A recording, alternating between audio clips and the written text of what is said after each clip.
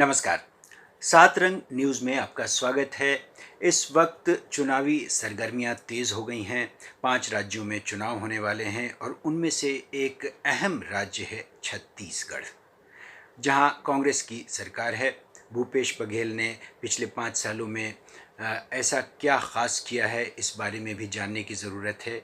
और डॉक्टर रमन सिंह की सरकार ने भी लंबे समय तक यहाँ राज किया और भारतीय जनता पार्टी फिर से उन्हें या अपनी पार्टी की सरकार को वहाँ लाने की कोशिश में लगी है।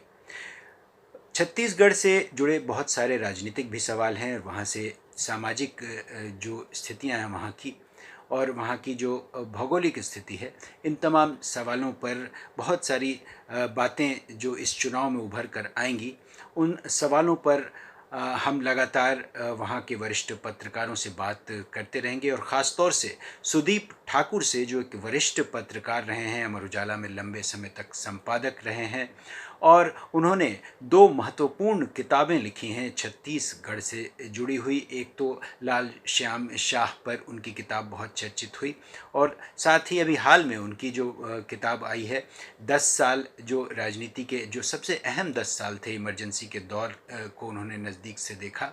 वो 70 से 80 के दशक के दौर पर उन्होंने वहाँ के जो राजनीतिक स्थितियाँ देश की रहीं, उस पर उन्होंने ये किताब लिखी। ये दोनों ही किताबें काफ़ी चर्चित रही हैं सुदीप ठाकुर की। सुदीप ठाकुर इस वक्त हमारे साथ जुड़े हुए हैं राजनांदगांव से, जो उनका अपना मूल निवास है। सुदीप जी से हम बात करेंगे फ़िलहाल छत्तीसगढ़ की मौजूदा राजनीति पर, लेकिन फ़िलहाल जो शुरुआती दौर की जो बातचीत हमारी है, वो हम ये जानना चाहेंगे सुदीप जी से कि वो मौजूदा जो स्थिति है भूपेश बघेल सरकार की, उसे कैसे देखते हैं और कैसे भारतीय जनता पार्टी की कोशिशों को देखते हैं, और वहाँ की जो मौजूदा स्थिति है उस पर उनकी अपनी नज़र क्या है। सुदीप जी, आपका बहुत बहुत स्वागत है। अतुल जी नमस्कार। मैं इस वक्त रायपुर में नहीं बल्कि राजनांदगांव में हूँ, और छत्तीसगढ़ का ये वो शहर है जहाँ से पूर्व मुख्यमंत्री डॉक्टर रमन सिंह, जिसको रिप्रेजेंट करते हैं, वो यहाँ से विधायक हैं। और जाहिर सी बात है कि अब चुनाव को 2-3 महीने रह गए हैं, तो माहौल तो चुनाव का शुरू हो चुका है यहाँ पर, और वो पिछले कुछ महीने से चल रहा था, लेकिन अब वो धीरे धीरे गति पकड़ रहा है। तो आपको क्या लगता है कि भूपेश बघेल की जो सरकार है, उसने इन 5 सालों में ऐसा क्या करिश्मा किया है कि सरकार फिर से वो बनाने की स्थिति में नज़र आ रहे हैं? क्या लगता है आपको? ये एक सवाल के भीतर असल में बहुत सारे सवाल हैं इसमें, कि 5 साल के दौरान भूपेश ने किया क्या? तो इसको पूरा हमको थोड़ा-सा समझना पड़ेगा कि जी। छत्तीसगढ़ में राज्य बनने के बाद ये चौथा चुनाव है विधानसभा का। 2003 में एक चुनाव हुआ, दूसरा 8 में हुआ, फिर 13 में हुआ, 13 के बाद 18, ये 5वां चुनाव है। तो 5 चुनाव के बाद, और सन 2000 में छत्तीसगढ़ बना था और वो मध्य प्रदेश का हिस्सा था। तो इमीडिएट जब छत्तीसगढ़ से मध्य प्रदेश से अलग हुआ छत्तीसगढ़, तो उस वक्त चुनाव की जरूरत नहीं थी, और जो एग्जिस्टिंग जो एमएलए थे, उनका जो स्टेटस था मध्य प्रदेश में, उसके आधार पर यह तय हुआ कि किस पार्टी की सरकार बनेगी। तो उस समय मध्य प्रदेश में अनडिवाइडेड मध्य प्रदेश में कांग्रेस की सरकार थी, और उस लिहाज से जो 90 सीटें यहाँ की थी, यहाँ भी कांग्रेस का बहुमत था। तो फिर अजीत जोगी को कांग्रेस ने मुख्यमंत्री बनाया। तो ये वहां से सिलसिला शुरू होता है। उसके बाद ये हुआ कि जो पहला चुनाव हुआ 2003 में, तो अजीत जोगी उस सत्ता को कायम नहीं रख पाए, और भारतीय जनता पार्टी की सरकार वहां बन गई। और 2003 से लेकर के 2018 तक भारतीय जनता पार्टी की वहां सरकार रही, डॉक्टर रमन सिंह उसके मुख्यमंत्री रहे, जो जिस शहर में अभी मैं हूं उसको रिप्रेजेंट करते हैं वो। और फिर 2018 में भूपेश बघेल ने के नेतृत्व में कांग्रेस ने यहाँ भाजपा के 15 साल के शासन को एक तरह से उनको सत्ता से बेदखल किया, और फिर 5 साल के अगले जो 5 साल थे, यानी जो बीते हुए जो 5 साल हैं, करीब करीब हो ही रहे हैं, तो उसमें कांग्रेस की सरकार भूपेश बघेल के नेतृत्व में रही। अब मैं बुनियादी सवाल पर आपके आता हूं कि ऐसा 5 साल में उन्होंने क्या किया या क्यों करना चाहिए। तो शुरुआती जो चीजें दिखती हैं, उसमें सबसे अहम सवाल ये था कि छत्तीसगढ़ आखिर बना किसके लिए। और उसके साथ में क्या चीज़ें जुड़ी थी। छत्तीसगढ़ की राजनीति, छत्तीसगढ़ की अस्मिता, छत्तीसगढ़ की इकोनॉमी।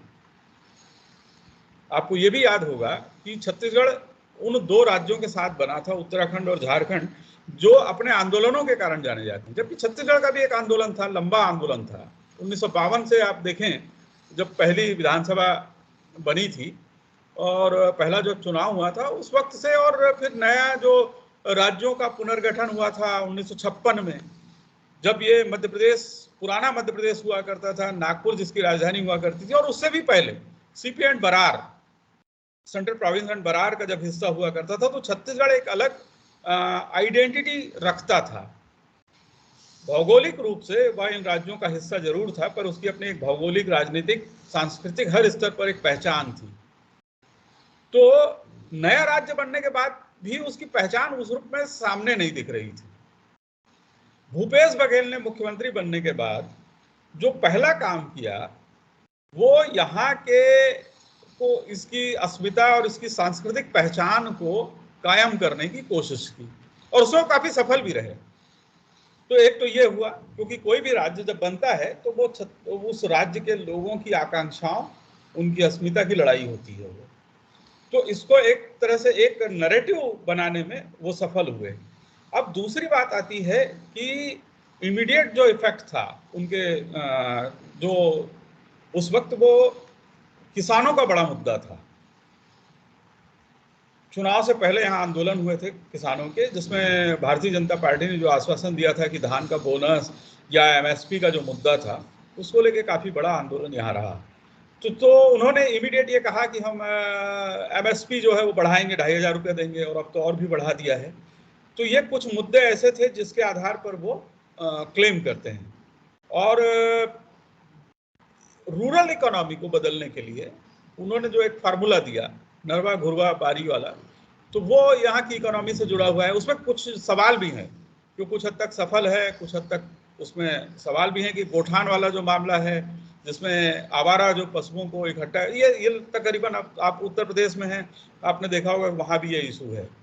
तो ऐसे सारे मसले जो हैं, उसके आधार पर एक क्लेम भूपेश बघेल का बनता है। और इसके अलावा कि वो किसानों को लेकर के, खासतौर पर किसान जो राजीव गांधी न्याय योजना जो है, किसान जो उसमें किसानों को सीधी मदद मिलती है, और भी इस तरह की कई योजनाएं हैं। क्योंकि अब वेलफेयर वाली जो बात है, वो तकरीबन अब कोई भी सरकार हो, वो उसका एक अहम हिस्सा बन जाता है।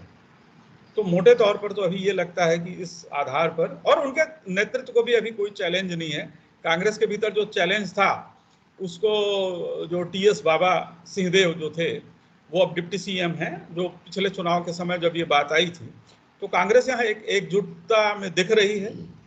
और ये कुछ मसले हैं जो डायरेक्ट में अभी भूपेश बघेल को लेकर के कुछ सवाल दूसरे भी हैं, और जब जी। बातचीत में आएंगे। और दूसरी तरफ अगर भारतीय जनता पार्टी को देखें, तो रमन सिंह ने भी यहाँ सरकार चलाई काफी लंबे समय तक। और अब क्या भारतीय जनता पार्टी में आंतरिक स्थिति पहले जैसी नहीं रही? और दूसरे, ये क्या उनके पास ऐसा कोई चेहरा नहीं है जो कि भूपेश बघेल का मुकाबला कर पाए फिलहाल? और पूरा जो केंद्रीय नेतृत्व जिस तरह से लगा हुआ है छत्तीसगढ़ में कि फिर से सरकार बने, तो ऐसे में भाजपा के बारे में अभी फिलहाल आपकी क्या राय है? भारतीय जनता पार्टी की स्थिति ये थी, देखिए पिछला जब रिजल्ट आया था, तो उस वक्त अजीत जोगी कांग्रेस से अलग होकर के वो अपनी एक पार्टी बना चुके थे। वो जनता कांग्रेस, जोगी कांग्रेस, इस तरह उसका नाम रहा। और बहुजन समाज पार्टी भी छत्तीसगढ़ में उसकी एक कुछ परसेंट वोट और कुछ जगह उसकी एक पकड़ रही है। तो पिछले चुनाव में हुआ ये कि 90 सीटों में 5 सीटें अजीत जोगी की पार्टी ने जीती थी, 2 बसपा ने जीती थी, और भारतीय जनता पार्टी जिसकी 15 साल से सरकार थी, वो 15 सीटों पर आकर सिमट गई। तो एकदम से, मतलब एक सत्ता में रही पार्टी वो इतने अपने न्यूनतम स्तर पर आ जाए, तो कार्यकर्ताओं का और नेताओं का जो कहना चाहिए कि हौसला पस्त हो गया, वो बिल्कुल मायूस हो गए। और ये मायूसी कई बरस तक, पिछले मतलब कई बरस तक यहाँ पे साफ नजर आई। सड़क पर भारतीय जनता पार्टी का सीधे कोई आंदोलन भी नजर नहीं आया बरसों बरस। मतलब शुरुआत के 2-3 साल तक के तो कुछ पता भी नहीं था। तो नेता भी सब साइडलाइन हो चुके थे। डॉक्टर रमन सिंह भी बहुत हद तक आप कह सकते हैं कि उनकी भी कोई बहुत पूछ नहीं रह गई थी। लेकिन इधर पिछले 1-1.5 साल में चूंकि भारतीय जनता पार्टी के जो केंद्रीय नेतृत्व है वो चुनावी मोड में हमेशा रहता है। निचले स्तर पर भले जो भी स्थितियां हों, लेकिन ऊपर से कुछ चीजें थी और उस पर उन लोगों ने काम करना शुरू किया। और अभी यहाँ से छत्तीसगढ़ से 3 लोगों को उन्होंने राष्ट्रीय कार्यकारिणी में उपाध्यक्ष बनाया, जिसमें रमन सिंह भी। तो वो एक तरह से एक फिर से नेतृत्व को उभारने की कोशिश है। तो एक तो ये स्थिति है। दूसरा, उन्होंने टिकटें मध्य प्रदेश और छत्तीसगढ़ में उन सीटों पर जहां भारतीय जनता पार्टी कमजोर है, तो छत्तीसगढ़ की ऐसी 21 सीटों के लिए उन्होंने अपना उम्मीदवार घोषित कर दिया। उसमें से एक उम्मीदवार मुख्यमंत्री भूपेश बघेल के पाटन क्षेत्र में भी है। वो भाजपा के सांसद हैं विजय बघेल। तो ऐसा है कि वो मतलब एक मशीनरी जो भाजपा की है उसमें ऑयलिंग और ये सारी चीजें हो करके वो पहले से थोड़ा जोश में भरने की कोशिश है। प्रधानमंत्री का भी दौरा इस बीच हुआ है, गृह मंत्री अमित शाह के कई दौरे हो चुके हैं। तो ये चीजें चल रही हैं।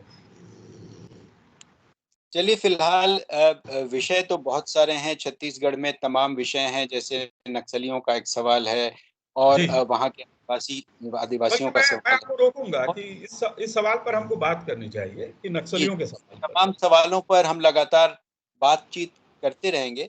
फिलहाल अभी जो आपने शुरुआती तौर पर इतनी जानकारियां दी उसके लिए आपका बहुत बहुत धन्यवाद, और हम आगे भी लगातार आपसे जुड़ते रहेंगे। नमस्कार। शुक्रिया।